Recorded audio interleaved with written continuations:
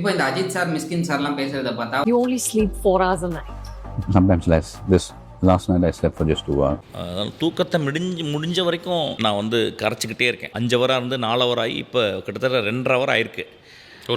ஆமாம், அது இன்னும் 1 ஹவர் ஆகிக்கணும்னு பார்க்குறேன். ஒரு மனுஷனுக்கு தூக்கமே தேவை இல்லையா அப்படின்ற இந்த ஒரு கொஸ்டின்ல தான் ஆரம்பிச்சது என்னோட தேடல். இப்படி கொஞ்சம் கொஞ்சமா தூங்காம இருந்து பழகி ஒரு கட்டத்துல ஒரு மனுஷனால எப்படி கண்டினியூஸா தூங்காமே எத்தனை நாள் இருக்க முடியும் அப்படின்றத கண்டிப்பா யாராவது ரிசர்ச் பண்ணி பார்த்துருப்பாங்கன்னு எனக்கு தோணுச்சு. ஸோ அதனால நான் செக் பண்ணும்போது ஒரு ஆர்டிகல்ல இருந்து எனக்கு கிடைச்ச சில இன்ஃபர்மேஷன் தான் உங்களோட ஷேர் பண்ணிக்க போறேன். இந்த வீடியோவை அஜித் ஃபேன்ஸ் யாராவது பார்த்துட்டு இருந்தீங்கன்னா இமீடியட்டா இதை அவர்கிட்ட தெரியப்படுத்தி நல்லா ரெஸ்ட் எடுக்க சொல்லுங்க.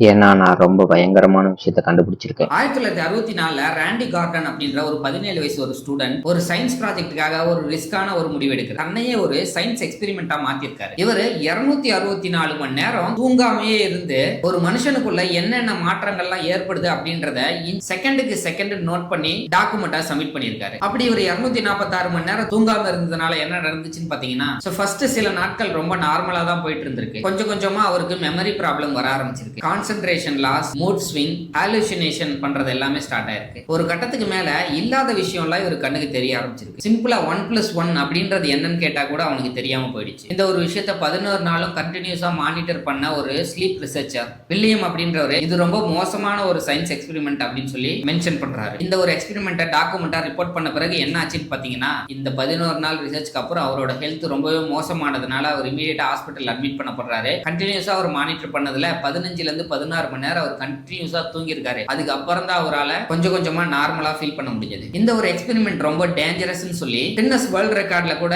இந்த மாதிரி ஸ்லீப் டிப்ரிவேஷன் அப்படின்ற மாதிரி எந்த ஒரு ரெக்கார்டும் இனிமே யாரும் பண்ணக்கூடாதுன்னு சொல்லி ஸ்டாப் பண்ணிட்டாங்க. ஸோ தூக்கத்தை நம்ம கொஞ்சம் கொஞ்சமா குறைச்சிக்கிட்டாலும் தூங்குறதை நிறுத்திட்டாலும் நமக்கு இந்த மாதிரி நிறைய சிவியரான ப்ராப்ளம்ஸ் எல்லாம் வரும். அப்புறம் இன்னும் இன்ட்ரெஸ்டிங்கான இன்ஃபர்மேஷன்லாம் தெரிஞ்சுக்கணும்னு நினைச்சீங்கன்னா நம்ம சேனலை ஃபாலோ அண்ட் சப்ஸ்கிரைப் பண்ணிக்கோங்க. அப்புறம் நாளைக்கு பார்க்கலாம்.